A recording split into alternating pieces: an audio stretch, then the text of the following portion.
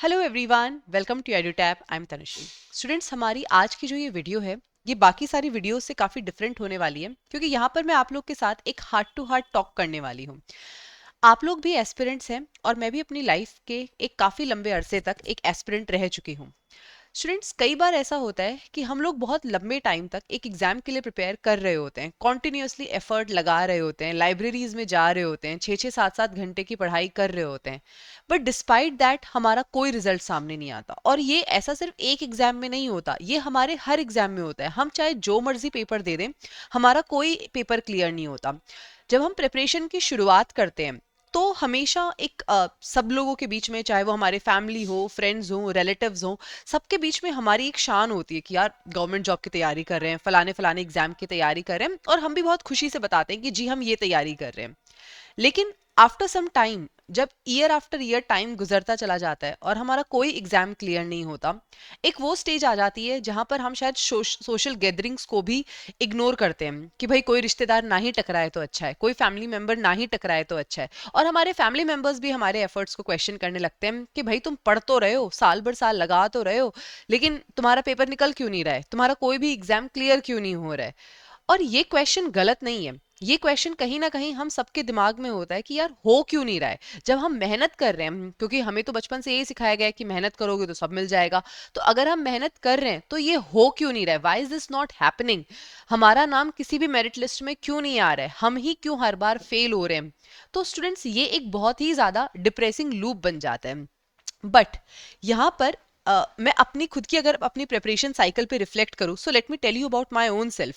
मैंने UPSC civil services की तैयारी करी थी। I started my preparation in 2019। तो 2019 में मैंने फर्स्ट अटेम्प्ट दिया था, वो मेरा प्रीलिम्स नहीं क्लियर हुआ। 2020 में मैंने फिर से अपना सेकंड अटेम्प्ट दिया था, और उस टाइम पे मेरा प्रीलिम्स 6 मार्क्स से रह गया था। 2021 के अंदर हाँ मेरा प्रीलिम्स क्लियर हो गया था। लेकिन आपको पता है मैं गलती क्या कर रही थी, कि ऐसा नहीं है कि 2019 और 2020 में मैंने प्रिपरेशन नहीं करी, बल्कि वो मेरे वो ईयर्स थे जब आई वॉज मोर एंथुजियास्टिक, जब मैं बिल्कुल एक पॉजिटिव आउटलुक के साथ चीज़ों को प्रिपेयर कर रही थी और बहुत ज़्यादा एफर्ट डाल रही थी। बट फिर भी उन 2 सालों के अंदर मेरा प्रीलिम्स नहीं क्लियर हुआ। तो क्या गलती कर रही थी मैं? क्योंकि ऐसा देखो हर बार नहीं होता कि आपके लक में ही कुछ प्रॉब्लम है, नहीं, हमारे अपने एफर्ट में भी कुछ गलती होती है। वो गलती क्या होती है? वो गलती ये थी, मैंने 2 अटेम्प्ट्स दे दिए उस एग्जाम के, 2 साल अपनी प्रिपरेशन के लगा दिए, और तब तक मैंने एक सिंगल प्रीवियस ईयर पेपर नहीं देखा था। यस, आप कहोगे कि मैम आप तो हमेशा हमें कहते हो। हाँ, मैं तुम्हें अब कहती हूँ, क्योंकि वो गलती मैंने तब करी थी, और अपनी गलतियों से सीख के ही जब 2021 में मैंने प्रीवियस ईयर पेपर्स देखे कि क्या चीज पूछ रहे हैं, किस चीज की कितनी वेटेज है, किस चीज की कितनी इंपॉर्टेंस है, उसके बेसिस पे जब चीजों की तैयारी शुरू करी, तो मेरा 2021 में प्रीलिम्स क्लियर हो गया, 23 में प्रीलिम्स क्लियर हो गया, वो चीज फिर होती चली गई। लेकिन जब तक मैंने उन कमियों पर काम नहीं किया था, तब तक मेरा कोई पेपर नहीं क्लियर हुआ। I was nowhere to be seen. तो यही गलतियां कुछ हम लोग भी कर रहे होते हैं। हम एफर्ट तो लगा रहे होते हैं, लेकिन वो अंधेरे में तीर मारने जैसा होता है, हमारी कोई डायरेक्शन नहीं होती है। तो स्टूडेंट्स, ऐसा ही शायद आप लोगों की प्रिपरेशन में भी हो रहा हो। नॉट एग्जैक्टली कि आपने प्रीवियस ईयर पेपर्स नहीं देखे या क्या कमी रह रही है, but all I am saying is कि कहीं ना कुछ कमी तो रह रही होगी, कि हम बार बार अटेम्प्ट दे रहे हैं पर फिर भी हमारा एग्जाम नहीं क्लियर हो रहा। बिना किसी कमी के या बिना किसी गलती के हमारे एंड से बहुत कम चांसेस होते हैं कि हमारा पेपर ना निकले।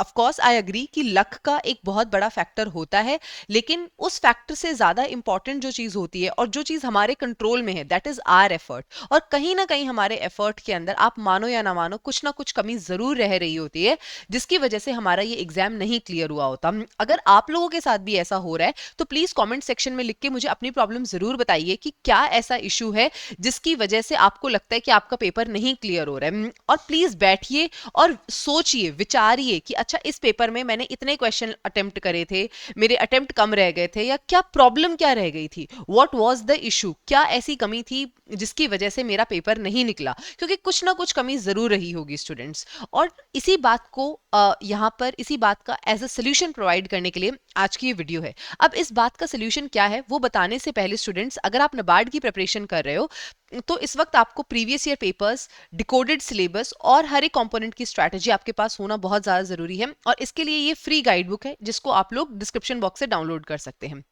तो अब इस चीज का सोल्यूशन क्या है? देखो स्टूडेंट्स, इस बात का सोल्यूशन ये है कि अक्सर जब हम अपनी प्रिपरेशन को स्टार्ट करते हैं ना, हम सीधा बुक्स पे जाते हैं और हम बुक्स को पढ़ना शुरू कर देते हैं, but that is not the right approach. This is the approach which I also took. ठीक है, मैंने भी लक्ष्मीकांत उठाई पढ़ ली, स्पेक्ट्रम उठाई पढ़ ली, बट ये नहीं देखा कि लक्ष्मीकांत में से याद क्या करना है, कौन सी चीजें हैं जो मेरे फिंगर टिप्स पे होनी चाहिए ताकि मेरा पेपर क्लियर हो सके। तो यही गलतियां हम अक्सर करते हैं। इसके लिए स्टूडेंट, सबसे पहली चीज जो हमें पता होनी चाहिए, that is a clear road map. आपको एक रोड मैप पता होना चाहिए ताकि आप ये गलतियां ना करो। अब ये रोड मैप क्या होगा? ये रोड मैप होगा कि इस एग्जाम में क्या क्या चीज पूछी जाती है, किस तरीके के क्वेश्चंस आते हैं, क्या सिलेबस है, कौन सी चीजें बहुत ज्यादा इंपॉर्टेंट है। अब अगर आप ईएसआई का फॉर एग्जांपल सिलेबस देखोगे, ईएसआई का सिलेबस इतना बड़ा है, और ये चीज मैंने बहुत से एस्पिरेंट्स को करते हुए देखा है कि वो पूरे सिलेबस के पीछे पड़े रहते हैं, but they forget to see the previous year papers. अगर आप पीवाईक्यूज देखोगे ईएसआई के, तो यहाँ पे जो लास्ट में एक लाइन के अंदर लिखा हुआ है करंट इवेंट्स,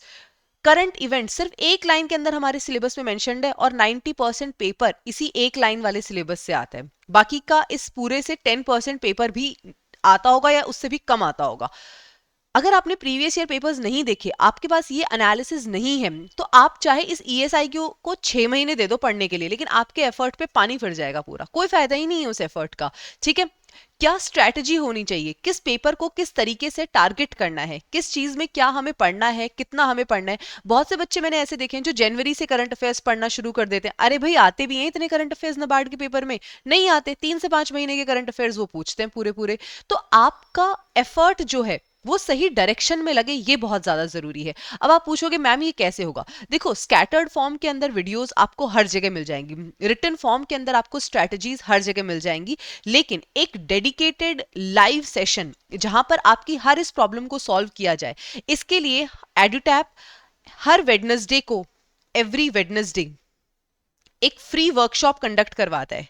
ठीक है, इस वर्कशॉप का जो लिंक है, इस वर्कशॉप के लिए जो रजिस्टर करने का लिंक है, वो आपको नीचे डिस्क्रिप्शन बॉक्स में मिल जाएगा। प्लीज उस लिंक को जरूर चेकआउट करो। और अगर अभी तक आपके साथ भी ये हो रहा था कि आप बिल्कुल एक मिसगाइडेड प्रिपरेशन कर रहे थे, आप एफर्ट तो लगा रहे थे बट रिजल्ट्स नहीं आ रहे थे, सो आप प्लीज इस वर्कशॉप को जरूर से अटेंड करिए। इस वर्कशॉप के अंदर आपके साथ हर एक चीज डिस्कस करी जाएगी, विच इंक्लूड्स कि प्रीवियस ईयर पेपर्स क्या है, एग्जाम का सिलेबस क्या है, सोर्सेज क्या है जहां से आपको पढ़ाई करनी है, उसके अलावा हर एक कंपोनेंट के लिए क्या स्ट्रैटेजी होनी चाहिए, अपकमिंग टाइम पीरियड के लिए आपका क्या स्टडी प्लान होना चाहिए।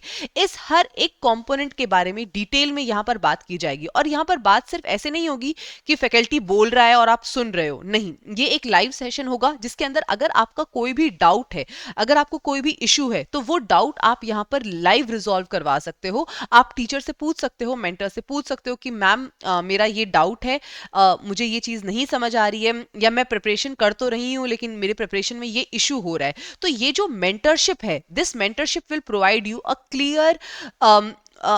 Clear pathway for your preparation. आपके पास एक क्लियर रोडवे होगा कि मुझे अच्छा इसको फॉलो करना है और इस तरीके से मुझे आगे प्रोसीड करना है, ताकि मेरी प्रिपरेशन के अंदर कोई भी हिंड्रेंस यहां पर ना हो। ठीक है, तो स्टूडेंट्स, आई रिक्वेस्ट यू कि अगर अभी तक आप लोग को अपनी प्रिपरेशन के अंदर कोई भी इशू फेस हो रहा था, and because of the lack of mentorship, because students अपने खुद के प्रिपरेशन जर्नी से मैंने यही चीज सीखी है कि मेयरली स्ट्रैटेजीज होना या मेयरली बुक्स होना, रिसोर्सेज होना, दिस इज नॉट इनफ। आपके पास एक क्लियर गाइडेंस और एक क्लियर मेंटरशिप होना बहुत ज्यादा जरूरी है। और इसी मेंटरशिप को आपको प्रोवाइड करने के लिए हर वेडनेसडे हम ये वर्कशॉप कंडक्ट करवाते हैं। It is absolutely free of cost, बिना किसी कॉस्ट के होती है। आपको नीचे डिस्क्रिप्शन बॉक्स में लिंक मिल जाएगा, वहां जाकर के आप इस वर्कशॉप के लिए अपने आप को रजिस्टर कर सकते हैं और इस पूरे एग्जाम को, इसकी पूरी प्रिपरेशन को, पूरी स्ट्रैटेजी को, हर एक कंपोनेंट को अच्छे से समझ सकते हैं, which is very important to make sure that you are going to clear this exam. ठीक है,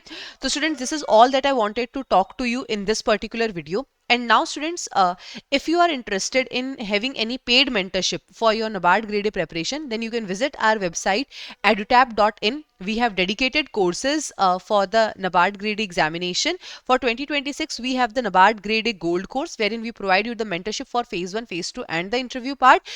And apart from that, we have the silver course, wherein we provide you the mentorship for phase 2 and interview. Apart from that, students, we have the phase 1 and phase 2 test series also. So students, these are the courses that are currently available on our website. If you're interested, you can check them out. On that note, I'm ending this session here. Thank you so much, and I wish you all the very best.